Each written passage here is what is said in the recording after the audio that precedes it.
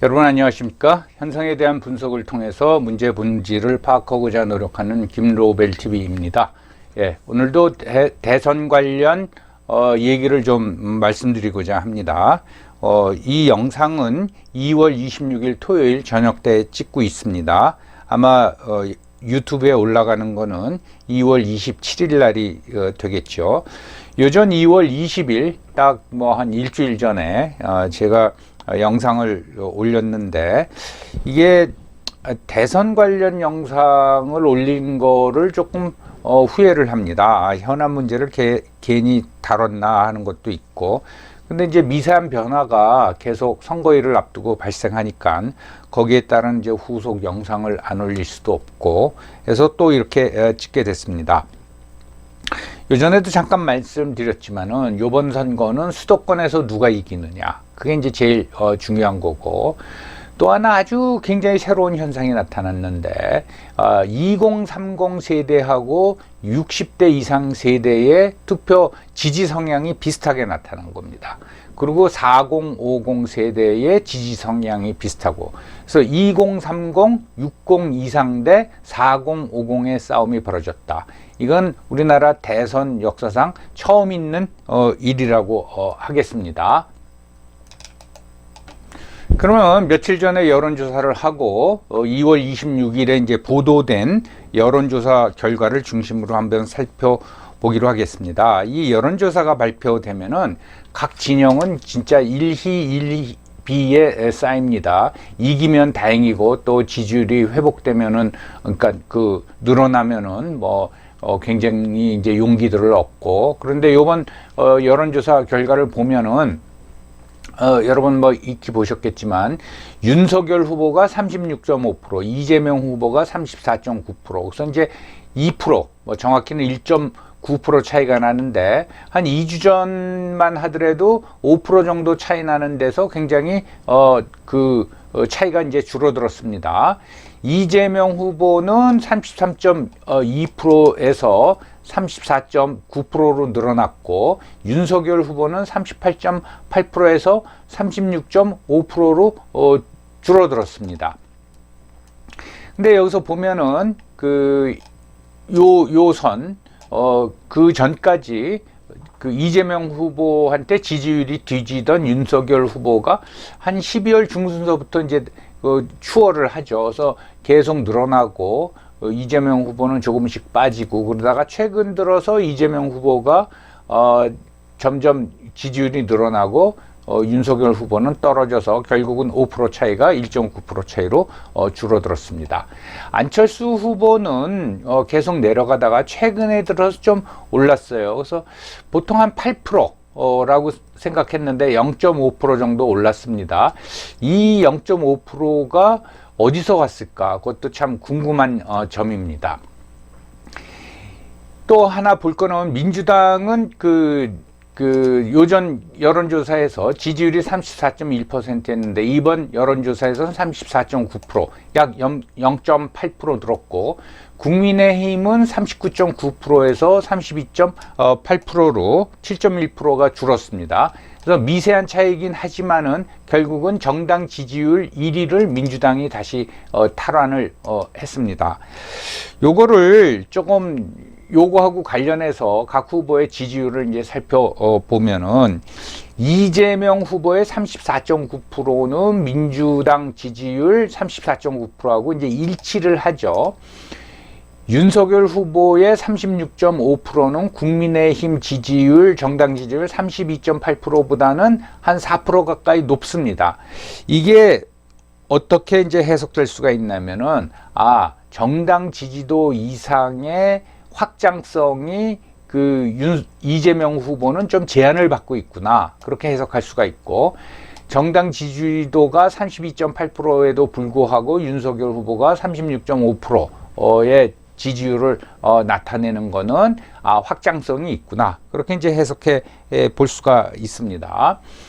민주당의 지지율이나 또는 이재명 후보의 지지율이 이렇게 이제 증가한 거는 당연히 이제 여권 지지 세력이 이제 결집을 하는데, 거의 총동원에 동원령이 내려진 거 아닙니까? 문재인 대통령도 아주 활발한 행보를 보이고 있죠. 호남도 방문하고, 그 다음에 원전하고 관련해서 탈원전 선언을 하진 않았지만은 우리나라 발전의 주요 기반은 원전이다. 그래서 그거를 가동시켜라. 뭐 이런 발언을 했습니다. 예, 그러니까 대통령이 그 발언 내용보다도 대통령이 그렇게 활발하게 행보를 보임으로써 여권 지지 세력이 이제 결집을 하고, 이게 원전이 우리나라 발전의 주요 기반이다라고 하는 말이 이게 혼동을 주는 겁니다. 이게 탈원전으로 간다라는 얘기인지, 그러니까 그 탈원전 정책에 비판적이었던 국민들이 뭐 소위 말하면 이제 헷갈리게 되는 거죠. 그거는 굉장히 뭐라 그럴까, 좋은 전략적으로는 굉장히 좋은 전략이라고 하겠습니다. 여론조사는 3월 6, 그러니까 선거일 6일 전서부터 공표 및 보도가 금지되어 있습니다. 그걸 이제 말씀드리면은 그 3월 3일 목요일서부터 3월 9일 선거일까지 일체 보도를 못하게 되어 있습니다. 그러니까 3월 2일 수요일 날 마지막 여론조사 결과가 나올 겁니다. 그러면 뭐 2월 28일이나 3월 1일 날 급하게 여론조사를 해서 빠르게 또 분석을 해서 3월 2일자로 보도를 하겠죠. 그 결과가 나온 거를 보고 큰 변화가 있으면 그때 다시 한번 제가 영상을 만들어서 분석을 해보도록 하겠습니다. 여권 후보인 그 이재명 후보의 지지율이 34.9%고, 그 다음에 윤석열 후보의 지지율이 36.5%다. 격차가 줄어들었다. 그리고 뭐 정당 지지율하고 관련해서도 여러분들한테 말씀드렸는데, 여기서 이것도 또 눈여겨봐야 됩니다. 또 비슷한 시기에 2월 21일하고 22일 날 그 조사한 거니까 보면은 정권 교체를 해야 된다라는 의견이 54.2%, 정권 유지를 해야 된다. 즉 이재명 후보가 이제 당선이 돼서 민주당 정권이 계속돼야 된다라는 응답은 37.6%로 나왔습니다. 근데 정권 유지를 해야 된다라는 대답이 37.6%인데 이재명 후보는 34.9%에서 머물고 있죠. 뭐 앞으로 뭐 더 늘어날 수도 있지만, 반대로 정권 교체를 의사표명을 한 사람은 54.2%인데 야권 지지율 합계를 더 하면은 윤석열 후보까지 포함해 가지고 48.1%가 나옵니다. 그러니까 48.1%하고 54.2% 사이에 약 6%의 그 차이가 있는 거죠.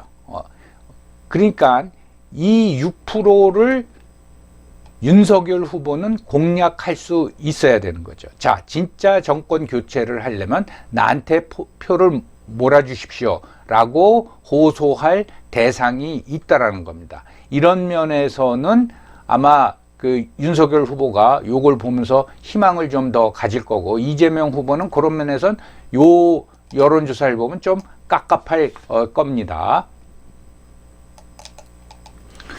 그리고 이제 정권 유지, 민주당 정권이 계속돼야 된다라는 건 37.6%고, 정권을 바꿔야 된다 라고 하는 거는 54.2%인데, 이 54.2%가 과반수를 넘는다라는 거죠.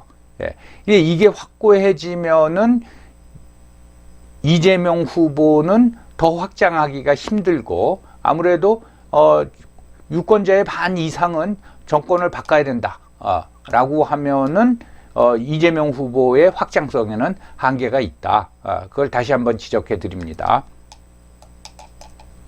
반복해서 말씀드리지만은 지역을 중심으로 보면은 대선은 수도권 싸움입니다. 예, 대선의 수도권, 그러니까 서울, 경기, 인천에서 이긴 사람이 대선에 이제 승리를 했습니다. 여태까지 계속 그게 이제 반복이 됐는데, 요 표를 보시면, 요게 이제 서울, 경기, 인천 이렇게 돼 있죠. 수도권이죠. 요 수도권을 보면은 서울에서는 이재명 후보가 36.0%, 그 다음에 윤석열 후보가 34.6%, 인천, 경기 합쳐서 이재명 후보가 36.9%, 그리고 윤석열 후보가 32.9%, 서울보다는 조금 더 차이가 나죠. 그래서 이 부분에서는 굉장히 불리한 건 이제 사실입니다. 그래서 2020년 기준으로 보면은 유권자가 한 4,300만 명 정도 됩니다.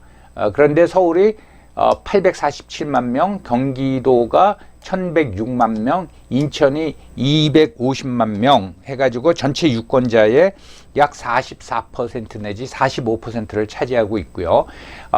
다시 말씀드리면 역대 대통령 선거를 보면은 그 1, 2위 사이의 그 득표 차이, 그 표 차이가 희한하게도 수도권에서 표 차이하고 비슷합니다.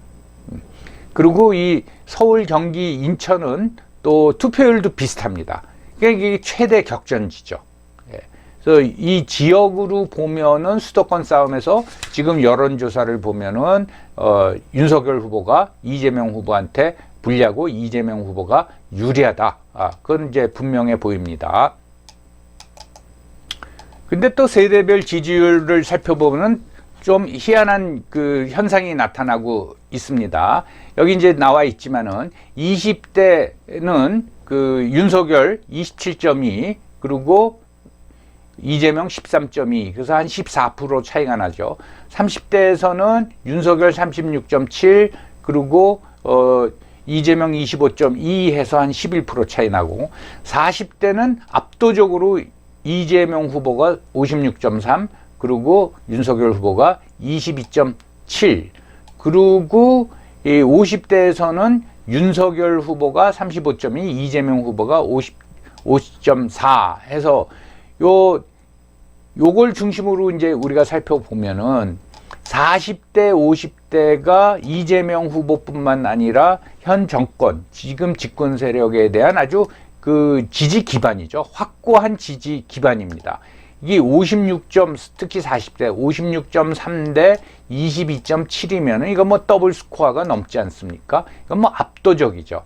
물론 20대, 30대에서도 윤석열 후보가 조금 앞서고 있지만은 뭐 여기서 보듯이 14% 차이, 30대에서는 11% 차이, 60대 이상으로 가면 또 압도적입니다. 이 윤석열 후보가 51.5오고 그다음에 이재명 후보가 28.8 이렇게 되는 거죠. 그래서 결국은 40대, 50대 여권 지지 40대, 50대 대 2030 그리고 60 이상 세대의 이제 대결 구조가 됐는데 이게 역대 최초입니다. 그러니까 대개 40대하고 2030이 묶이고 50대하고 60대 이상이 묶였는데 처음으로 이렇게 2030하고 60대 이상의 지지 성향이 비슷하게 나타난 건 처음입니다. 그래서 이 결과에 따라서 향후 우리나라의 어떤 그 정치 변화를 우리가 예측할 수 있다고 하겠습니다. 그러면 이렇게 이제 지지율이 있는데 여기서 누구한테 더 유리할 거냐 이걸 볼 적에는 첫째는 유권자들이 그 누가 더 많냐 세대별로 그걸 살펴봐야 되고 그 다음에는 이들의 투표 실제로 가서 표를 찍느냐 이걸 살펴봐야겠죠. 그거에 관해서 말씀드리겠습니다. 이 표는 선거관리위원회가 이제 발표한 2018년도 기준입니다. 연령대별 유권자 수 현황 하면은 뭐 20대가 682만, 30대가 733만, 그리고 40대가 863만, 그리고 50대가 856만, 그리고 60대 이상이 1091만 해서 60대 이상이 이제 제일 많죠. 근데 2030의 유권자를 합치면은 60 이상 빼놓고 1,400만 명입니다. 약 35%. 그리고 4050의 유권자가 약 1,600만 명, 약 40% 되는 거죠. 근데 4050은 그 이재명 후보에 대한 지지율이 압도적이죠. 2030은 1,600만보다 적은 1,400만 명인데 분명히 윤석열 후보를 지지하지만은 그렇게 압도적이진 않죠. 그러니까 이런 상황 속에서 60대 이상의 윤석열 후보에 대한 몰표가 여기에 이렇게 더해졌을 적에 과연 어떤 결과가 나올 거냐. 이러한 것이 결국은 어떤 수도권에서 불리한 윤석열 후보가 그거를 만회할 수 있느냐. 그게 이제 관심의 대상이라고 하겠습니다. 자, 그러면 이제 유권자, 세대별 유권자는 우리가 이제 살펴봤고요. 실질적으로 투표로 이어지느냐, 그걸 보겠습니다. 보면은 18대 대선이죠. 2012년, 뭐 꽤 오래되긴 했지만은, 그때 그 20대의 투표율이 한 70% 초반이었습니다. 예, 70% 초반이었어요. 그리고 30대는 60%였습니다. 65%, 67%, 이 정도였는데 2017년에 있었던 대선을 보면은 투표율이 굉장히 올라갑니다. 예, 70대 초반에서 70대 후반, 77%, 7.3% 이렇게 되고 30대도 60대에 머무르는 게 74.9%, 74.3%로 굉장히 급상승을 하죠. 그래서 이제 젊은이들이 투표 안 해, 놀러가, 그런 말은 이제 맞지 않는 그 분위기가 됐습니다. 그러면 이제 40대를 우리가 살펴보면은 40대가 그 2002년도 대선 때 75.6%였는데 2017년 대선 때는 약간 줄어든 74.9%, 그 다음에 50대는 82.2%였는데 2017년도 대선 때는 많이 줄었죠. 78.6%로 줄어들었습니다. 즉, 그리고 뭐 60대 이상은 항상 80% 이상이죠. 80% 이상이라서, 즉 최근 들어서 2030의 투표율은 상승하고 4050의 투표율은 답보 상태에 있다. 이런 면에서는 뭐 윤석열 후보가 그 유리한 건 분명하지만은 그런 그 표 차이를 벌릴 수 있을 정도를 득표할 수 있느냐, 그게 이제 관건이 되도록 된다고 하겠습니다. 자, 지역적으로 분석을 하면은 이재명 후보가 유리한 면이 있고, 특히 수도권에서, 그리고 세대별로 분석하면은 윤석열 후보가 유리한 면이 있다. 그 결과가 어떻게 나타날 것이냐, 그게 굉장히 궁금하다. 그런 이제 분석을 해드렸습니다. 그럼 앞으로 한 열흘 정도 남은 대선에 미칠 변수는 뭐냐? 뭐 국내적으로는 특히 뭐 큰 이슈는 없을 것 같고요. 국제적으로 지금 이제 우크라이나 전쟁이 지금 진행 중에 있죠. 이거에 대해서 제가 요전에 잠깐 언급을 해드렸는데, 저는 뭐 그 우크라이나 동쪽에 있는 돈바스나 점령하고 끝날 줄 알았는데, 뭐 동쪽, 남쪽, 북쪽에서 침공해가지고 지금 우크라이나 수도인 키예프에서 전투가 벌어지고 있다라고 하는데, 사실 뭐 그 대통령 젤렌스키가 도망갔다, 뭐 그런 얘기도 하고 그러는데, 정확한 건 우리가 이제 서방 또는 미국의 언론들의 일방적인 걸 듣고 있기 때문에, 물론 전쟁이 진행되고 있는 건 사실이지만 어떤 정확한 상황에 대해서는 우리가 잘 모른다고 하겠습니다. 아무튼 이건 대부분 전문가들의 예상을 깨고 저렇게 전면적인 침공을 한 거는 의외라고 할 수 있고, 이 전쟁이 장기화될 경우에 이건 뭐 전 세계가 손해 보는 거죠. 소련도 그거 감당하기가 그렇게 쉽지 않을 거고, 우리도 이제 마찬가지인데, 전쟁이 장기화되면서 뭐 전쟁의 비참함, 뭐 피난민, 사살당한 사람, 파괴된 모습, 이런 걸 보여주면은 결국은 우리의 안보 위기 의식이 커질 수가 있습니다. 예. 그리고 전쟁이 장기화되면은 경제가 불안해지죠. 원유가는 당연히 오를 거고, 무슨 러시아가 침공했다라는 뉴스가 전해지자마자 원유가가 한때는 100불 넘어간 적 있지 않습니까? 이게 되면은 이건 뭐 특정 후보를 떠나서 여권한테 상당히 불리하다고 하겠습니다. 그렇게 될지 안 될지는 모르겠습니다. 워낙 뭐 푸틴은 예상하기가 힘들어서요. 그 다음에 후보 단일화 변수는 남아 있습니다. 저는 이 단일화가 되던 단일화가 안 되던 선거 결과에는 그 예상되는 선거 결과를 뒤집지는 못할 것이다 하는데, 워낙 많은 사람들이 관심을 가지고 있기 때문에 분위기가 뭐 분위기에 영향을 미칠 수는 있겠죠. 이제 한 뭐 이틀, 3일 남았나요? 예. 아무튼 이것도 좀 지켜봐야 할 것 같습니다. 그럼 이런 상황 속에서 소위 말해서 초박빙이라고 하는데, 물론 3월 2일 날 마지막 여론조사가 발표되긴 하겠지만은 이재명 후보하고 윤석열 후보는 어떻게 해야 되나? 저의 뭐 지론은 똑같습니다. 두 후보 다 집토끼, 즉 자기 지지 세력들한테 투표를 독려해라. 윤석열 후보 같은 경우에는 뭡니까? 여러분들 정권 교체를 원하지 않습니까? 54%가 원한다니까. 원하시면은 저를 지지해 주십시오. 라고 이제 투표를 독려하는 수밖에 없습니다. 그리고 산토끼한테는 혼란을 조성해야 되는 거죠. 예. 물론 그 이재명 후보는 자기 지지 세력들한테 호소할 적에 윤석열 후보가 되면 적폐 세력이 다시 부활합니다. 촛불 혁명을 완성시키지 못합니다. 이제 그렇게 하겠죠. 그러면 산토끼한테는 이제 혼란을 조성해라. 이 표현이 뭔가 하면은 자기 지지 세력이 아닌 사람은 도대체 이게 뭐지? 어떻게 돌아가는 거지? 라고 그런 메시지를 줘야 된다라는 거예요. 그 사람들을 뭐 끌어오려고 할 생각은 할 필요가 없고, 일종의 이제 성동격서를 해야 되는데, 저는 그 예를 뭐로 두냐면은 2002년도 대통령 선거를 예로 듭니다. 선거 막판에 노무현 후보가 수도 이전, 즉 행정 수도 이전을 발표했어요.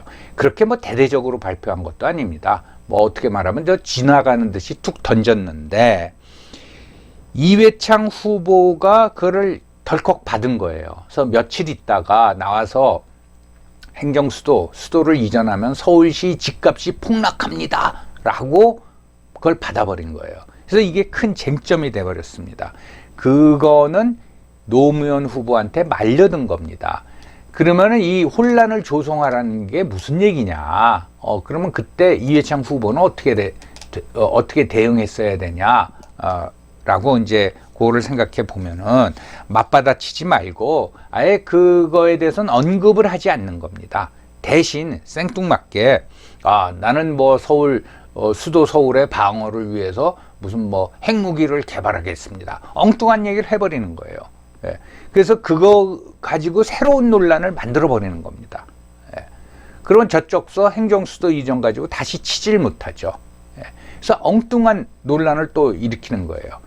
그게 뭐 좀 너무 과하다 그러면은 서울에 있는 스카이 대학의 정원의 반을 지방 출신 학생으로 충원하겠습니다. 아주 엉뚱한 얘기. 그리고 전부 다 그 장학금을 주겠습니다. 하고 논란을 일으키고 헷갈리게 만드는 겁니다.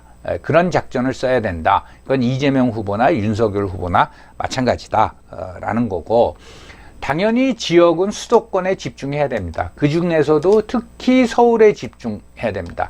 여론은 서울에서 시작해서 경기도, 경인 지역으로 이렇게 퍼져나갑니다. 다른 말로 말하면은 경기도와 인천의 여론이 서울에 수렴하는 경향이 있어요.